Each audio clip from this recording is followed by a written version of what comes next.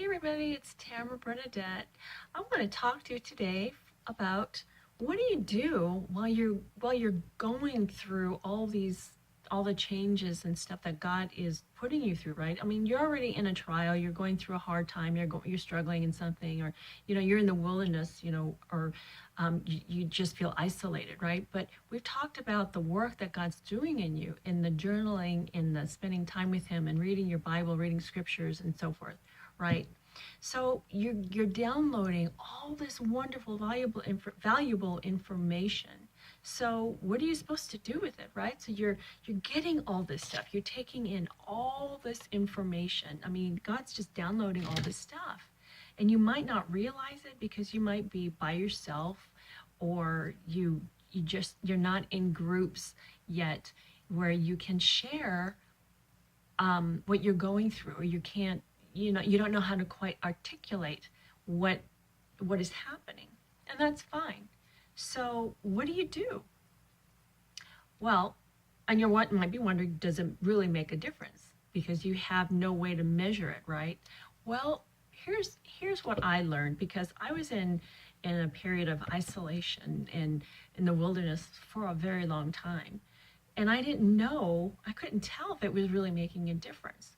But then I started on my everyday life, on your decisions. You make decisions and choices about things all day long, even if you're by yourself, because God is watching you, even if you feel like you are alone, or maybe perhaps you really are living alone, and you don't really see that many people.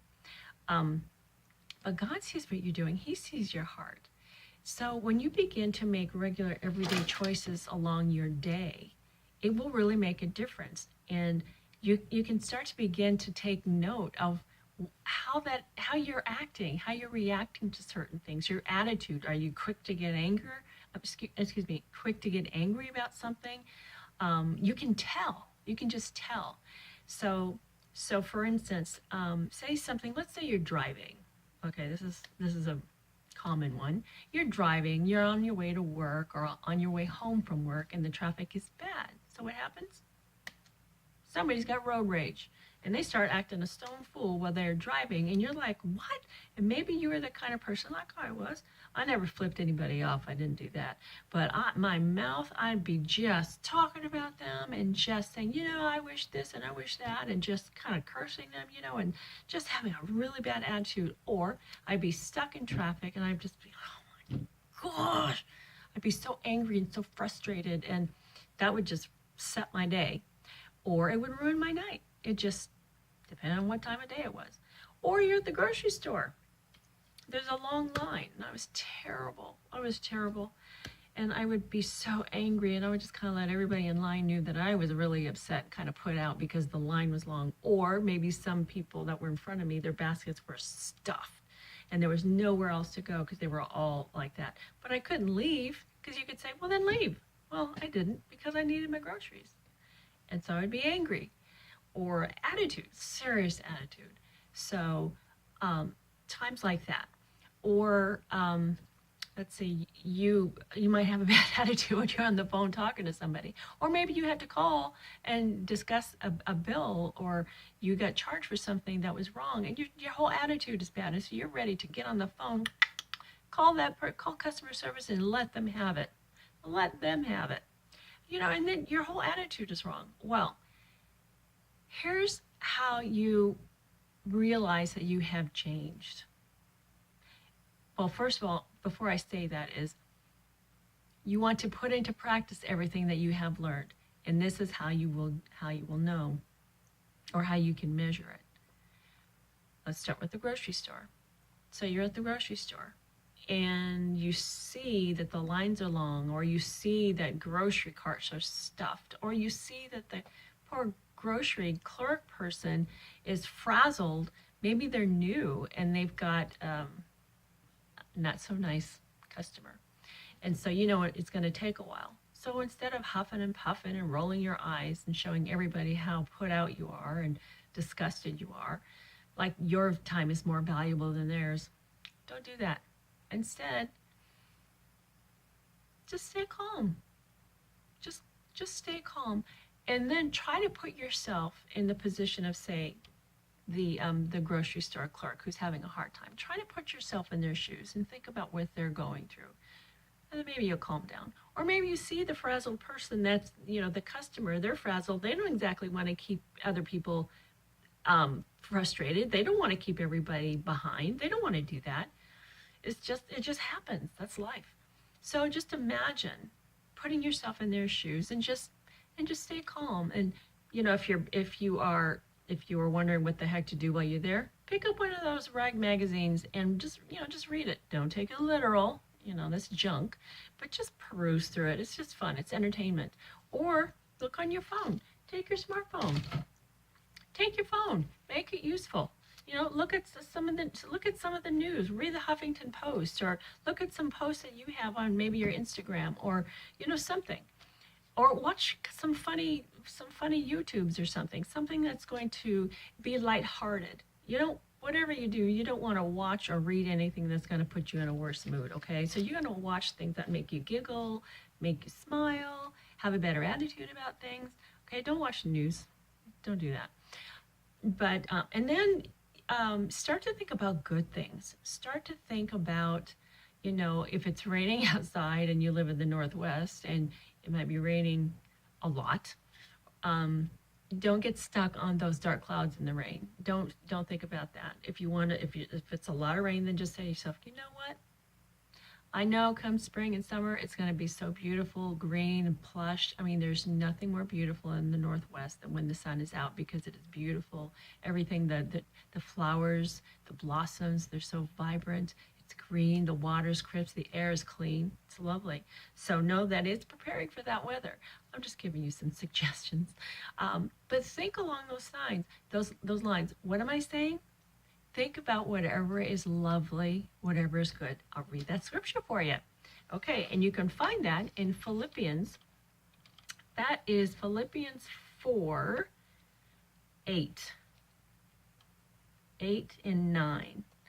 Finally, brothers, whatever is true, whatever is noble, whatever is right, whatever is pure, whatever is lovely, whatever is admirable, if anything is excellent or praiseworthy, think of these things. Whatever you have learned, okay, whatever you have learned or heard from me or seen in me, put it into practice, and the God of peace will be with you. Put it into practice is what I'm saying. Put it into practice. Everything that you have learned, God has been teaching you about being patient, peaceful, holding your tongue, having better thoughts, having a better attitude. That's what we do. That's how we practice it. Because even when you're home, same thing. If you're angry because, maybe they preempted your show, the television show that you usually watch, and it's just, it's not happening. So what do? You don't get angry. You find something else to do. Or maybe you're not exactly happy with the fact that you've got to, do laundry again.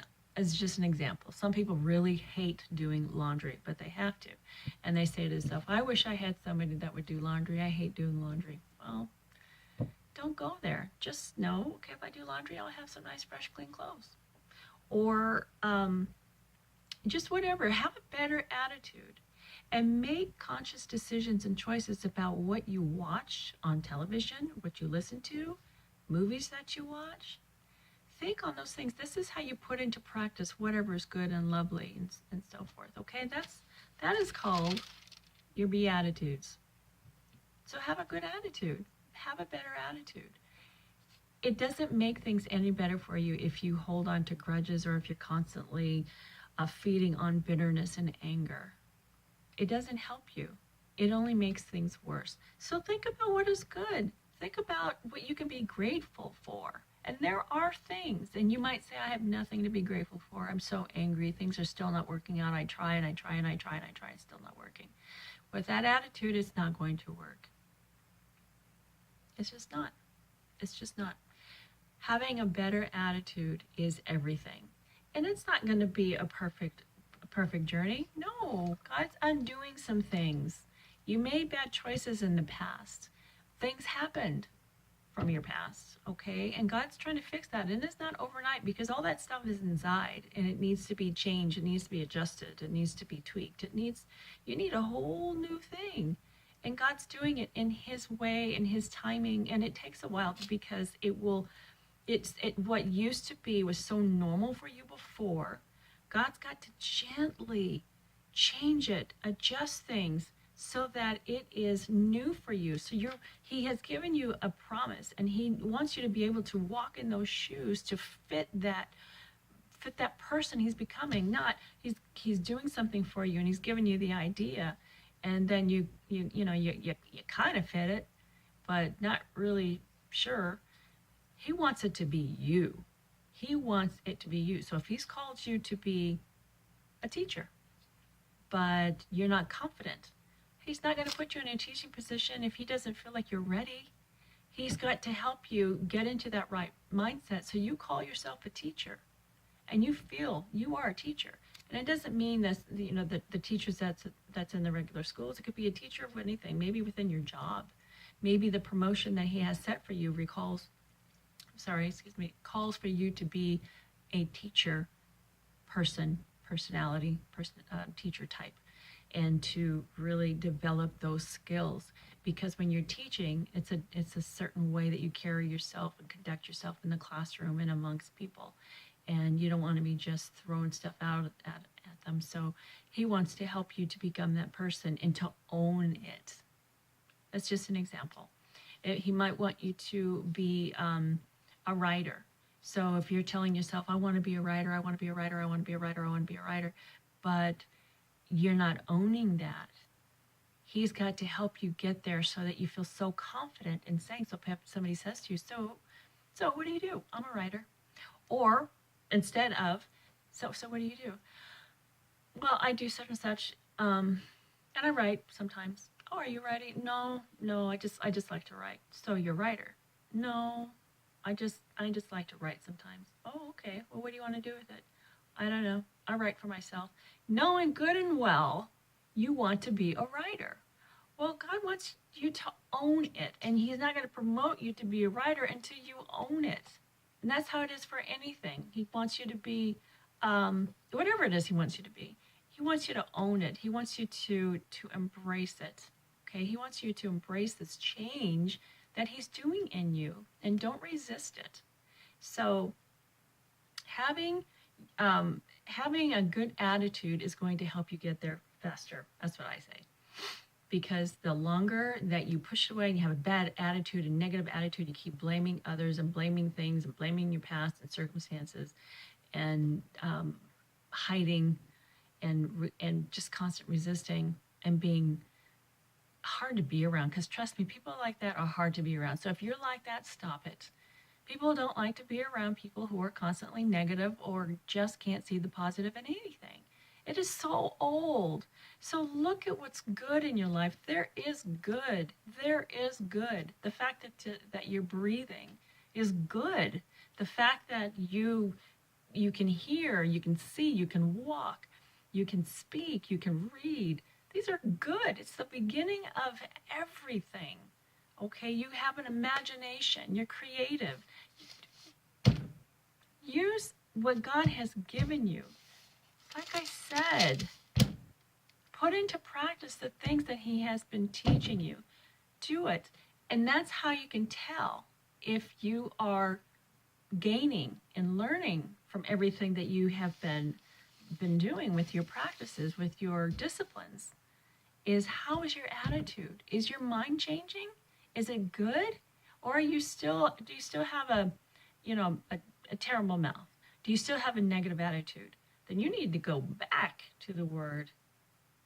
Oh, you shouldn't be out of it anyway, but you need to go back to the Word and read Proverbs. Read Proverbs. That'll help you out. That will really get you on the right path.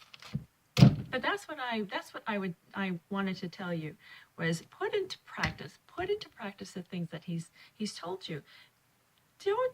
If somebody's having road rage on the freeway, on the streets and so forth, you don't have to engage. Just say, bless them. You don't have to cuss them out. You don't have to do anything. Your heart might be going, You want to say something, but don't do it.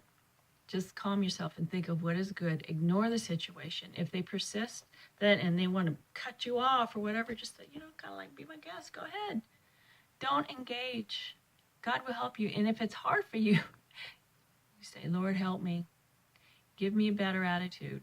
If you have to do that minute by minute every single day, do it. But you want to focus on what is good. You want to focus on what is lovely. You want to focus on the things that he has been teaching you. So when you're at the grocery store, have a better attitude. If you're on the streets and you're driving, have a better attitude. If you are among people that really generally just really bug the heck out of you, have a better attitude. You don't have to like everybody. You don't. But you don't have to be nasty and mean either. Okay.